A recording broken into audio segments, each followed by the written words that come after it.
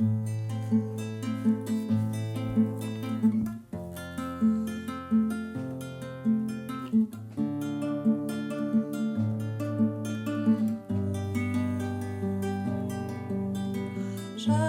suis vivant, dit le Seigneur. Je ne veux pas que l'homme meure. Revenez à moi de vos mauvaises voies, et je guérirai vos cœurs blessés. Je t'ai pris et établi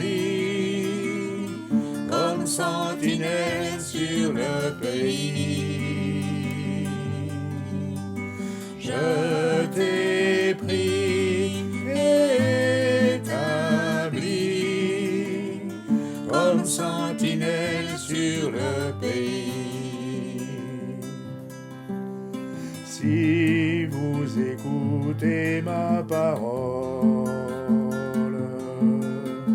pour vous détourner des idoles, je pardonnerai et vous délivrerai de tous les maux dont vous souffrez. Je t'ai pris et établi comme sentinelle sur le pays. Je t'ai pris et établi comme sentinelle sur le pays. Parle à ceux qui sont dans la nuit, convainc-les de changer de vie,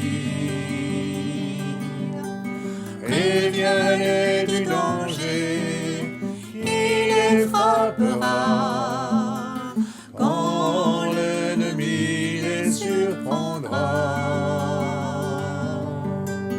Je t'ai pris et établi comme sentinelle sur le pays. Je t'ai pris et établi comme sentinelle sur le pays. La trompette sonne, peuple dérouté, il est encore temps de se lever. La trompette sonne, peuple dérouté, il est encore temps de se lever. Je t'ai pris et établi comme sentinelle sur le pays. Je t'ai pris et établi comme sentinelle sur le pays.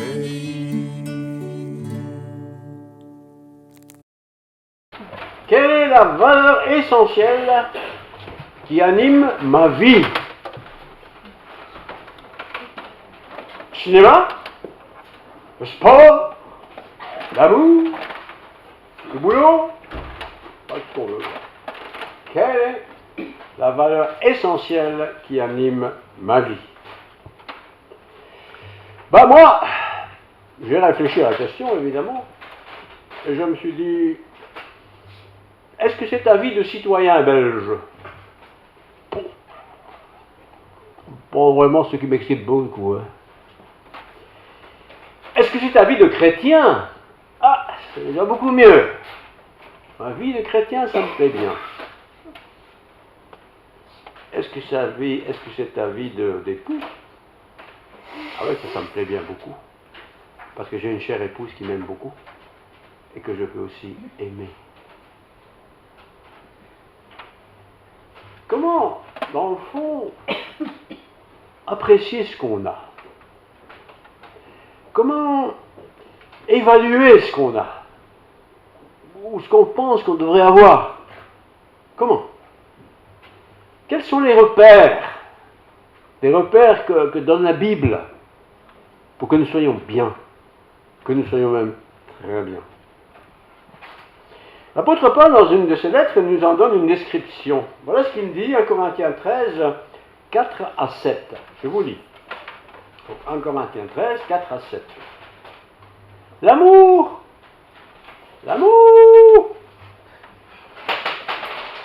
est patient. Faites le test. L'amour est patient. Votre amour que vous avez pensé avoir, est-ce qu'il est patient? L'amour agapé ici, c'est le vrai amour de Dieu, est plein de bonté. Ah ah. Est-ce que mon amour est plein de bonté? Pas de beauté, de bonté. L'amour n'est pas envieux. L'amour n'est pas envieux. L'amour ne se vante pas. Dès qu'elle est, comme on dit en flamand. L'amour ne se vante pas. L'amour ne s'enfle pas d'orgueil. L'amour ne fait rien de malhonnête. Rien de malhonnête. L'amour ne cherche pas son intérêt. L'amour ne s'irrite pas. L'amour ne soupçonne pas le mal. L'amour ne se réjouit pas de l'injustice. L'amour se réjouit de la vérité. L'amour pardonne tout. L'amour croit tout. L'amour espère tout. L'amour supporte tout. L'amour ne meurt jamais. Les prophéties, ce sont les prédications si vous voulez, disparaîtront. Les langues, connaissance verbale des différentes langues du monde, les langues cesseront. La connaissance disparaîtra. En effet, nous reconnaissons partiellement et nous prophétisons partiellement. Mais quand ce qui est parfait sera venu, ce n'est pas encore fait, ce qui est partiel disparaîtra. Lorsque j'étais enfant, je parlais comme un enfant. Je pensais comme un enfant. Je raisonnais comme un enfant. Lorsque je suis devenu un homme, j'ai mis fin à ce qui était de l'enfant. Passé. Aujourd'hui, nous voyons, c'est vrai pour nous tous, nous voyons au travers d'un miroir de manière peu claire. Mais alors, nous verrons face à face.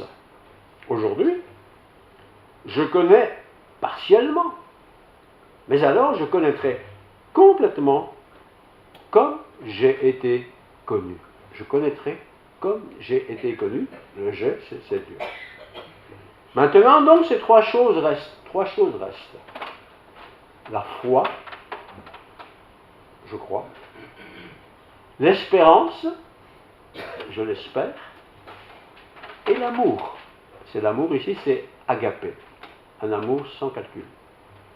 Mais la plus grande de ces choses, c'est l'amour. La plus grande de ces choses, c'est l'amour. On peut tout avoir dans le monde. Des grosses bagnoles, des belles maisons, des grands voyages, la plus jolie femme du monde et tout ce qu'on veut. Le plus bel homme du monde, c'est comme on veut. La plus grande des choses, c'est l'amour. Ma vie de citoyen, elle est très importante pour moi. Elle anime ma vie. Et j'essaye d'être un bon citoyen. Je suis dans une cité, dans une ville, dans un pays, quelque part. Et j'essaye d'être un bon citoyen. Si je suis à l'école, j'essaie d'être un bon élève. Si je suis enseignant, j'essaie d'être un bon enseignant. Si je suis un commerçant, j'essaie d'être un commerçant droit et honnête. Si j'ai une vie de famille, j'essaie d'être un bon père de famille, une bonne mère de famille, un bon parent, quoi. J'essaye, parce que ce n'est pas toujours si simple que cela. L'apôtre Paul, dans sa lettre aux chrétiens de Corinthe, et vous savez que Corinthe, c'était quand même pas n'importe quelle ville à l'époque, au début de l'ère chrétienne, l'apôtre Paul, dans sa lettre, il donne une description. 1 Corinthiens 13, versets 3 à 7. Je vous le lis. 1 Corinthiens 13, 3 à 7. L'amour, définition. L'amour est patient. Il est plein de bonté. L'amour agapé, l'amour qui ne calcule pas les coups, là. Il est plein de bonté. Et vous pouvez vous poser la question, tiens, moi je dis que j'aime, mais j'aime, est-ce que je suis plein de bonté? L'amour n'est pas envieux. L'amour ne se vante pas. Non, l'amour ne se vante pas. L'amour ne s'enfle pas d'orgueil. Non. L'amour ne fait rien de malhonnête. Il n'y a pas de combine, il n'y a pas d'arrangement, il n'y a pas de trucage. Il ne fait rien de malhonnête. L'amour ne cherche pas son intérêt. L'amour ne s'irrite pas. Non, l'amour ne s'irrite pas.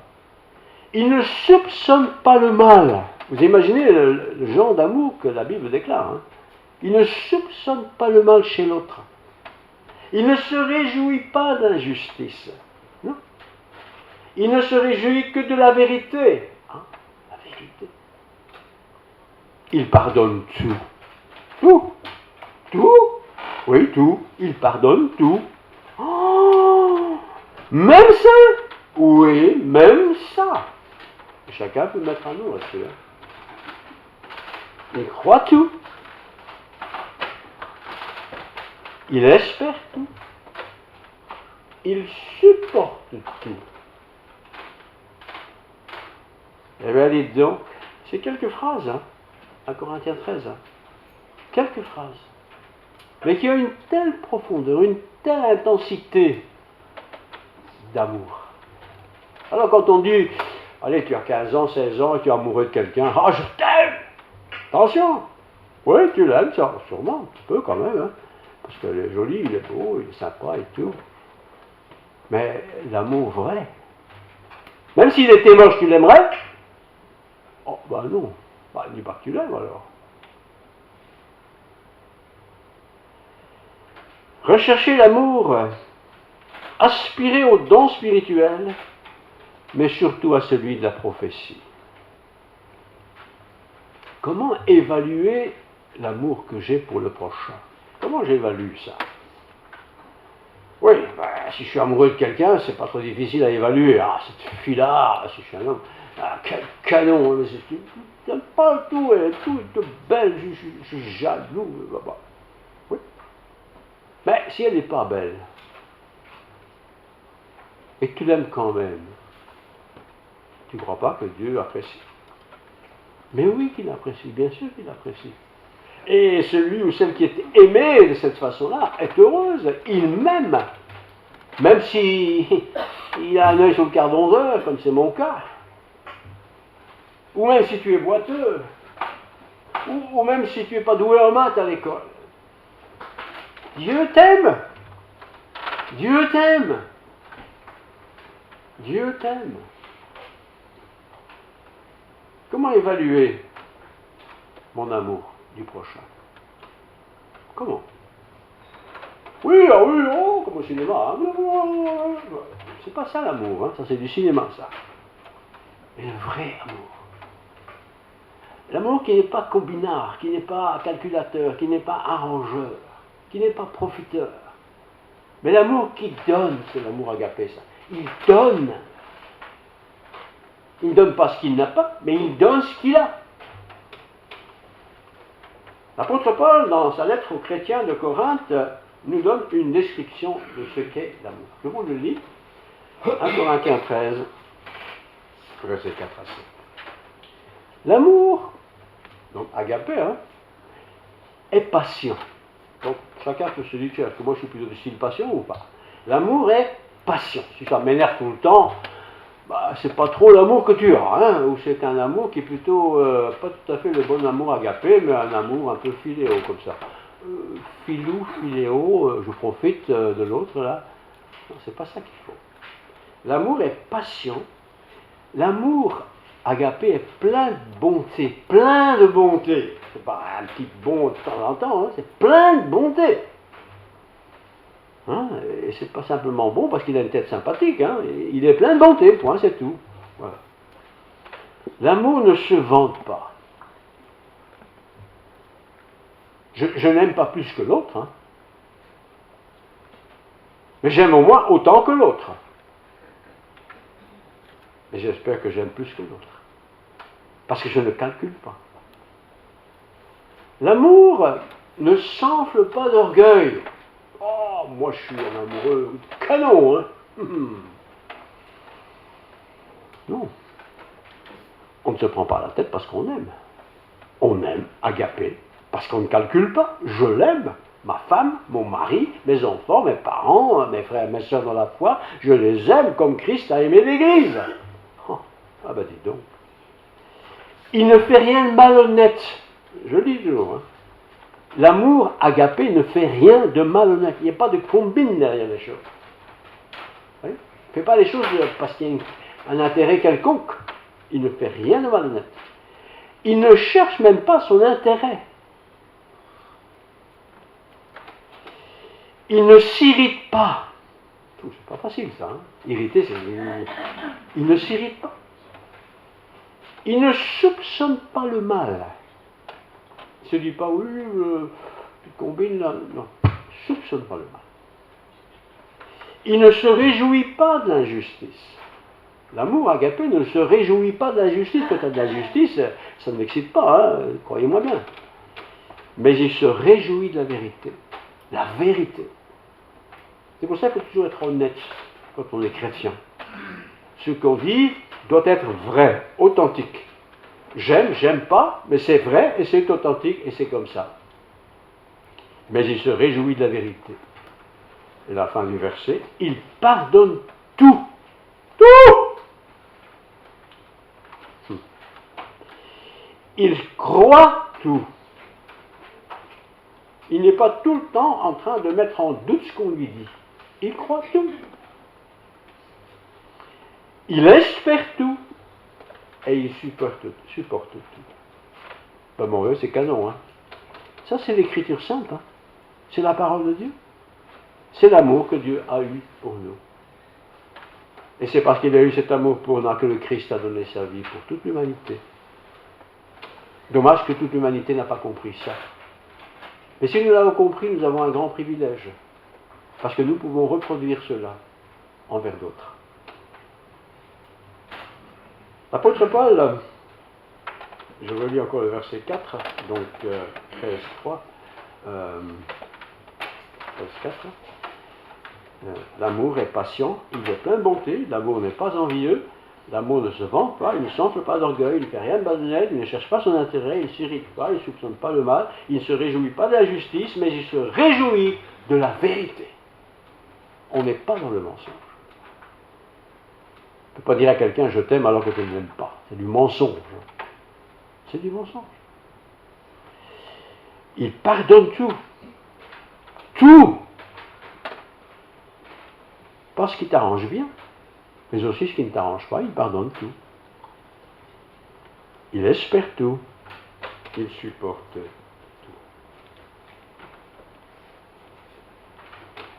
La patience.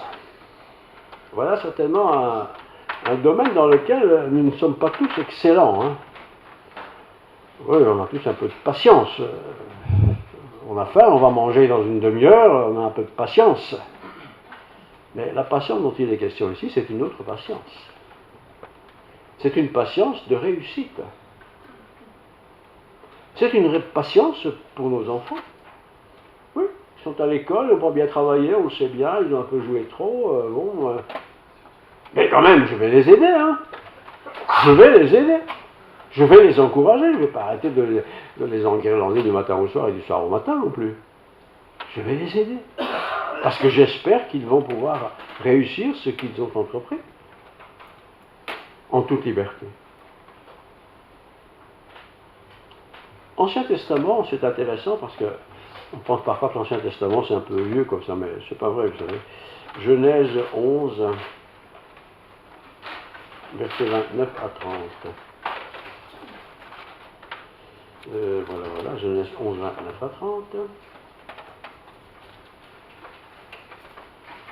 Oh, c'est bien ça. Voilà. Abraham, c'était pas encore Abraham qui s'appelait, c'est Abraham, et Nacor se marièrent. La femme d'Abraham s'appelait Saraï. Et la femme de Nacor s'appelait Milka. Elle était la fille d'Aran, qui était le père de Milka et de Gisca. Saraï était stérile, donc elle ne pouvait pas avoir d'enfant. Elle n'avait pas d'enfant. Terah prit son fils Abraham, son petit-fils Lot, qui était le fils d'Aran, et sa belle-fille Saraï, la femme de son père Abraham. Ils sortirent ensemble d'Ur en Chaldée pour se rendre dans le pays de Canaan, mais arrivés à Charan, c'était un peu avant l'endroit prévu, ils s'y installèrent. Ce n'était pas prévu comme ça, ce n'était pas le projet, mais là ils se sont installés. Terah vécut 205 ans, puis il mourut à Charan. 205 ans, vous imaginez. Si j'arrive moi à 80 ans, je serai déjà content. 205 ans, puis il mourut à Charan. Moi, je ne sais pas combien de temps je vais vivre, vous non plus. Ben, ce que j'espère, c'est pouvoir vivre droitement, selon Dieu, jusqu'à la fin de mes jours. Je l'espère et j'essaye de le faire. J'essaie que mes voies soient droites. J'essaye de ne pas tromper mon prochain. Et forcément, celui qui est proche, c'est ma femme, d'abord. C'est aussi Dieu, mon Dieu. Je vais essayer de ne pas tromper mon Dieu. Je ne peux pas tromper Dieu, bien sûr. Je peux valider de tromper Dieu. Genèse 12, versets 1 à 3. L'Éternel dit à Abraham, quitte ton pays, quitte ta patrie, quitte ta famille et va dans le pays que je te montrerai. Je vais te montrer quelque chose. Je ferai de toi une grande nation et je te bénirai. Je rendrai ton nom grand et tu seras une source de bénédiction. Je bénirai ceux qui te béniront et je maudirai ceux qui te maudiront. Et toutes les familles de la terre seront bénies en toi. Toutes les familles de la terre ne sont sûrement pas bénies en moi, croyez-moi bien, j'ai quand même un drôle de caractère parfois, pas trop mauvais caractère. Mais quand même, je peux être source de bénédiction. Et nous pouvons tous être source de bénédiction. Comment? Si tu peux faire le bien, c'est l'Écriture qui le dit, hein, et que tu ne le fais pas, si tu peux faire le bien et que tu ne le fais pas, vous connaissez la suite, tu commets un péché. Je ne peux pas faire le bien pour toute l'humanité, mais si tu peux faire le bien et que tu ne le fais pas, tu commets un péché. Si tu peux aider ton frère, ton collègue, ton ami, ta voisine, ton voisin, ta voisine, et que tu ne le fais pas, tu commets un péché. C'est aussi vrai dans le cadre de la vie des chrétiens. Si tu peux faire le bien et que tu ne le fais pas, tu commets un péché.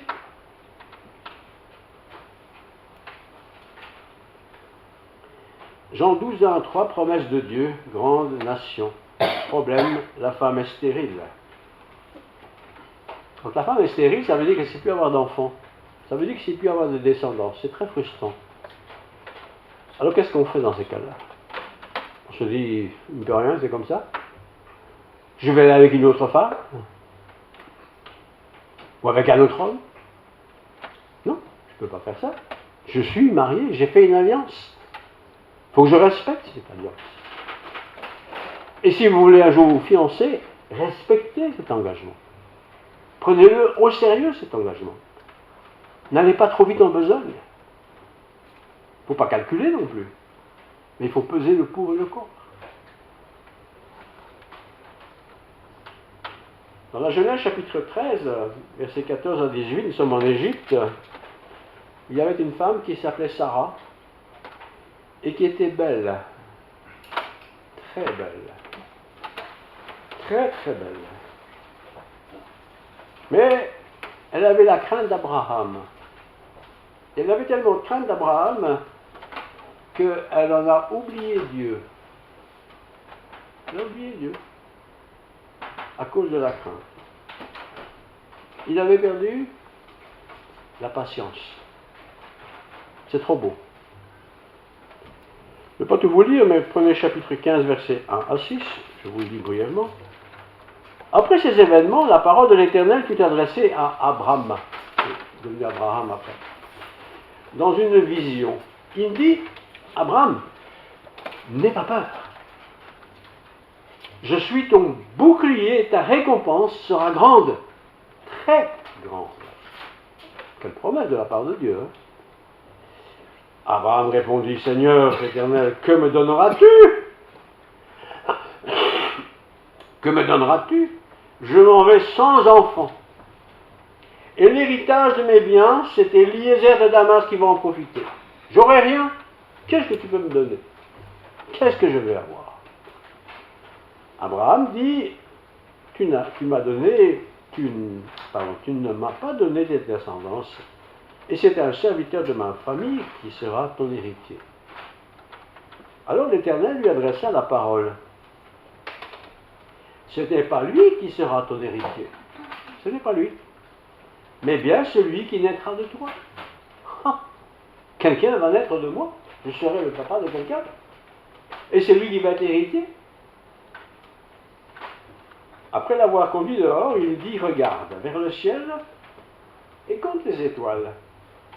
Si tu peux les compter, impossible, mais si tu peux les compter, il lui affirmera, telle sera ta descendance. Abraham eut confiance en l'Éternel, qui le lui compta comme justice. Si je me fais des idées moi-même, sur moi-même, elles vont toujours aller un peu dans le sens que je veux qu'elles aillent, évidemment. Mais si je veux marcher dans les voies de Dieu, il faut que je consulte les voies de Dieu. Que dit Dieu? Que veut Dieu? Que pense Dieu? Qu'est-ce qu'il va dire de mes enfants? Qu'est-ce qu'il va faire pour mes enfants? Qu'est-ce que moi je vais faire pour mes enfants? Qu'est-ce que je vais faire? Patience.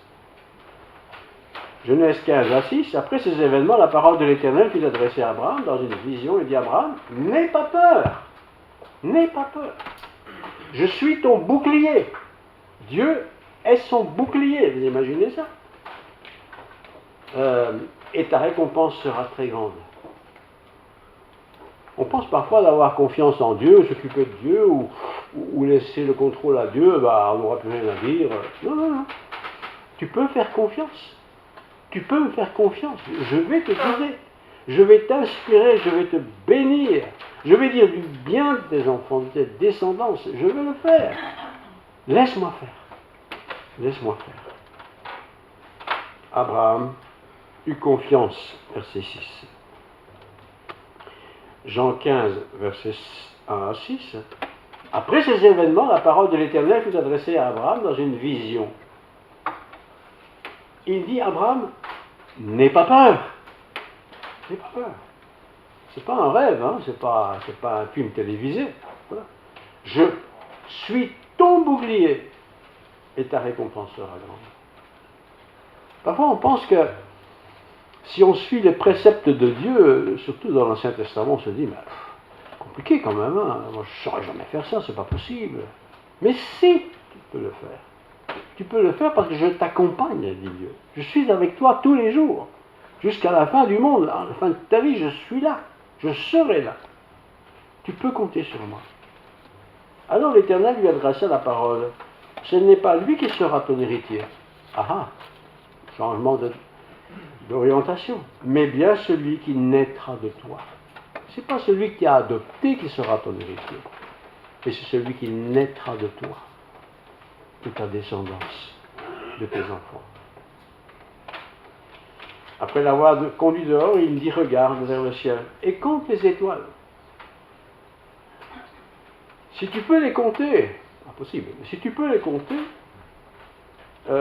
il lui affirma, telle sera ta descendance. Tu ne peux pas les compter, mais ta descendance sera grande. On pense parfois qu'on n'aura rien, un enfant, 2 enfants, et puis c'est tout. Peut-être que c'est tout, peut-être que c'est pas tout. Compte sur moi le Seigneur. Abraham eut confiance en l'Éternel. Ces mots sont importants. Hein. Abraham eut confiance en l'Éternel. Et quand on lit la Bible, frères et sœurs, je vous assure qu'il faut le faire. Hein. C'est pas dire, oui, mais c'est écrit, mais je comprends pas, c'est pas pour moi, c'est pas assez. Non, il ne faut pas dire ça. Et confiance. Quand Jésus dit, je suis avec toi jusqu'à la fin du monde, il ne dit pas ça pour faire joli, hein, il le dit parce que c'est vrai. Je serai avec toi tous les jours de ta vie. C'est pas une blague. Tous les jours, hein. Même le lundi, hein, quand on va au boulot, il sera là. Et même le dimanche, quand il va à l'église, il sera là aussi. Tu peux le croire. Et il faut le croire. Abraham eut confiance en l'Éternel. C'est vraiment beau ces phrases, je trouve. Hein, qui le lui compta comme justice. Tu as eu confiance en moi, je le compte comme justice. Hein, c'est cadeau, quoi. Alors si Dieu me fait des cadeaux, il n'est pas du style à les reprendre quand ça arrange. Hein. C'est cadeau. Je vais te bénir. Je vais bénir ta famille, ta femme, tes enfants, tes petits-enfants, tes petits-enfants, etc., etc. Alors, l'Éternel lui dit encore, je suis l'Éternel qui t'ai fait sortir d'Ur en Chaldée pour te donner un pays en possession. C'est pas rien. Hein. Abraham répondit, Seigneur éternel, à quoi reconnaîtrai-je que je le posséderai? L'Éternel lui dit, prends une génisse. Une génisse, c'est un petit animal sympathique. Prends une génisse de 3 ans, une chèvre de 3 ans, un bélier de 3 ans, une tourterelle et une jeune colombe. Abraham prit tous ces animaux, les coupa par le milieu et mit chaque morceau l'un vis-à-vis de l'autre. Bon, je ne saurais pas faire ça, je vous le dis franchement, mais enfin, bon. Mais il ne partagea pas les oiseaux. Les oiseaux de proie s'abattèrent sur les cadavres. Mais Abraham les chassa. Au coucher du soleil, un profond sommeil tomba sur Abraham, qui fut assailli par la terreur et une grande obscurité. Un peu de cauchemar comme ça. L'Éternel dit à Abraham, qui est devenu Abraham après, sache que tes descendants seront étrangers dans un pays qui ne sera pas à eux. Sache-le. On les réduira en esclavage et les opprimera pendant 400 ans. Ça s'est vraiment passé. Oui, j'ai vu l'horloge, je vais arrêter. 400 ans. Cependant, la nation de ceux qui seront esclaves, c'est moi-même qui les jugera. Ils seront esclaves, mais tu ne devras pas juger ce qu'ils t'ont fait, je m'en occupe. J'en profite pour le dire que le chrétien qui travaille dans une entreprise, qui travaille droitement, hein, honnêtement, tout ça, le patron doit prendre conscience que c'est un privilège pour lui que d'avoir un chrétien dans son entreprise. Peut-être qu'il s'en fout, mais toi tu ne t'en fous pas. Tu t'en fous pas parce que tu travailles pour Dieu. Et parce que tu travailles pour Dieu, cette entreprise risque d'être bénie à cause de toi qui travailles pour Dieu. Et ils sortiront ensuite avec de grandes richesses. Quant à toi, hein, tu iras dans la paix rejoindre tes ancêtres, mourir un jour, tu seras enterré après une heureuse vieillesse. Bon, je ne sais pas si c'est pour moi ça, mais en tout cas, voilà. Ce n'est qu'à la fin de 4e génération qu'ils reviendront ici, car la faute des Amoréens n'était pas encore à son comble. Il y a parfois des souffrances qui sont comme ça programmées, je ne sais pas par qui, si c'est par Dieu ou par autre chose, qui parfois touchent des familles, des entreprises ou des travailleurs dans ces entreprises qui se font eux-mêmes du mal. Alors, le temps passe trop vite. Oui.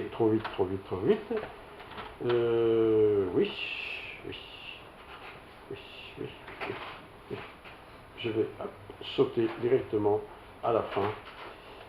Patience, impatience, non, patience. Alors, si vous êtes dans un état que vous dites, pour moi c'est foutu, j'ai plus de patience, ça n'ira jamais, je réussirai jamais, ce n'est pas vrai. Si tu es enfant de Dieu, si tu as donné ta vie à Dieu, si tu as dit à Dieu un jour, tu es le patron dans ma vie, je veux faire ce qui te plaît, ce qui t'est agréable, si vous avez dit ce genre de mots à Dieu, Dieu l'a entendu, hein, et Dieu n'est pas sourd. Et quand tu demandes à Dieu quelque chose, il te répond toujours positivement. Et s'il te répond positivement, ce qu'il a promis, il le fera. Soyez-en sûrs. Soyez-en sûrs.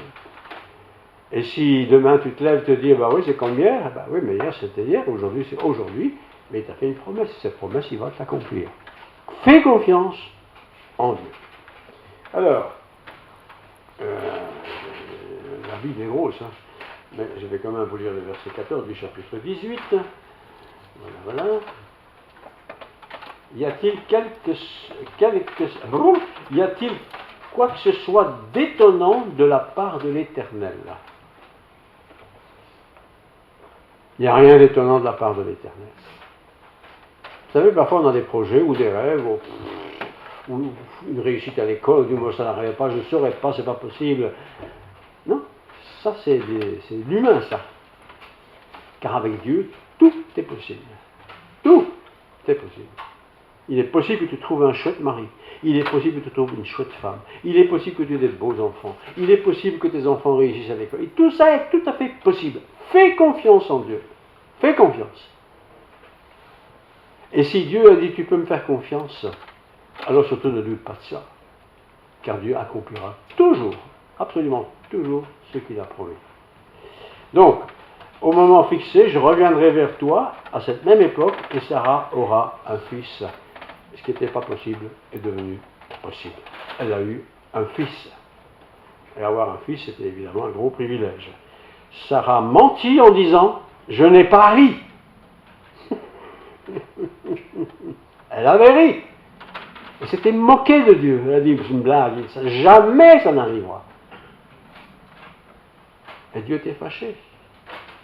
Il était fâché parce qu'elle avait douté de lui. Car elle a eu peur, mais il dit au contraire, tu as ri. Oui, tu as eu peur. Et parce que tu as peur, tu as rigolé. Tu t'es moqué de moi. Mais je vais tenir mes promesses. Je tiens mes promesses. Alors, pour terminer, parce que c'est vrai que l'horloge va très vite ici, je ne sais pas pourquoi. À mon avis, il va plus vite ici qu'ailleurs. Mais je pense qu'on peut de temps en temps réfléchir à ces affaires-là dans votre vie, hein, quand vous avez 15 ans, 10 ans, enfin n'importe, ou 30 ans, et que vous avez dit à Dieu, voilà, si j'avais ça, ou si c'était comme ça, comme ça. Ne pensez pas que Dieu n'entend pas. Hein. Et ne pensez pas que Dieu ne veut pas vous faire plaisir. Ce n'est pas vrai, ça. On veut tous faire plaisir à ses enfants. Et Dieu veut nous faire plaisir. Et si Dieu fait une promesse, il tient sa promesse. Soyez-en sûrs. Soyez-en sûrs. Il m'a donné une charmante femme. Elle ne le sait pas, mais moi je le sais. Elle le sait aussi. Pourquoi? Parce que j'ai demandé au Seigneur d'avoir une charmante femme. Pas une femme canon, hein? Elle est canon. Je le dis quand même. Mais j'ai une charmante femme. Elle a des enfants. Avec moi un petit peu. Un petit coup de main. Bon, pas grand-chose, il est vrai. Hein, soyons honnêtes. Mais c'est comme ça. Est-ce que nous avons de Dieu? Ben, nous pouvons être reconnaissants jusqu'à la fin de nos jours. Soyons reconnaissants. Ok? Ne râlez pas, hein? Sinon je viens chez vous ce soir, hein? Il ne faut pas râler. Soyez reconnaissants. Soyez reconnaissants. Père Céleste, merci pour ta parole. C'est vrai que ça peut sembler un peu simple, mais ta parole n'est pas compliquée. C'est nous qui sommes compliqués. C'est nous qui mettons toujours tout en doute. C'est nous qui ne croyons pas vraiment ce que tu annonces. C'est nous qui avons peur que ce que tu dis n'est pas vrai. Mais tu n'es pas comme ça, Seigneur. Tu es vrai. Tu es authentique.